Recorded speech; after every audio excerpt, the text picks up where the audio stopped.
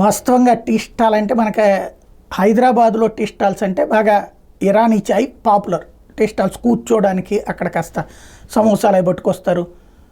మన కూర్చోగానే సమోసా అంటే ఓ 10 సమోసాలు తెచ్చి ఒక టబ్లో పెట్టేస్తారు. అక్కడ మనం తినచ్చు, అందులో పడేసేయచ్చు.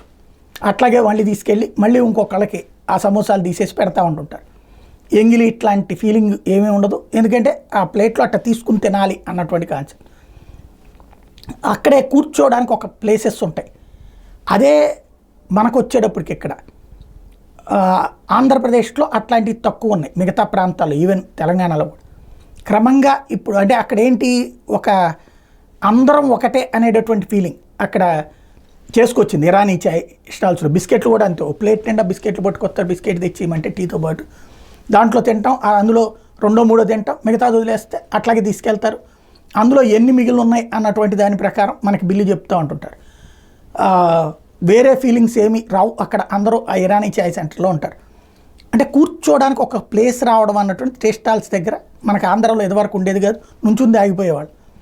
ఇప్పుడు టీ టైం మాత్రం అలాంటి ఒక చక్కటి కాన్సెప్ట్ పెట్టుకొచ్చింది.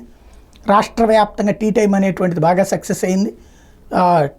టీకి సంబంధించిన ప్లేస్ చిన్నది, కూర్చోవడానికి రిలాక్స్డ్గా ఉండడానికి ప్లేస్ చాలా పెద్దది. ఆ టీ టైం ఉదయ్ శ్రీనివాస్ ఇప్పుడు కాస్త ఎంపీగా గెలిచారు కాకినాడని.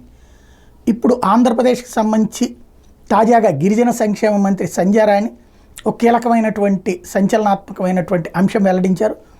టీ టైం ఎట్లాగా ప్రతి చిన్న చిన్న ప్రదేశాల్లో కూడా ఉంటుందో, రోడ్డు పక్కన ఉన్న అన్ని చోట్ల ఉంటుందో, అట్లాగే అరక్ కాఫీ మన రాష్ట్రంలో మన అరక్కులో ఉండేటటువంటి అరక్ కాఫీని రాష్ట్రం అంతటా కూడా అరక్ కాఫీ స్టాల్స్ ఏర్పాటు చేస్తాం టీ టైం తరహాలోనే అన్నటువంటి ప్రకటన చేశారు. చాలా మంచి ఆలోచన, సక్సెస్ కావాలని కోరుకుందాం.